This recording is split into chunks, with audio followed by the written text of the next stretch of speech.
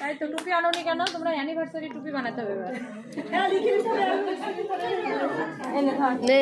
টুম্পাদিকে ভাগে তুলি ভিডিও। আর এই টুম্পাদের মুখের সামনে হাড়ি উঠলো।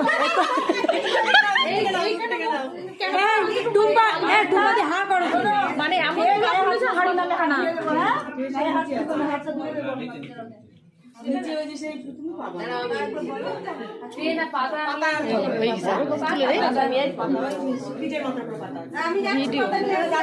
দূরে গেল আমার মুখ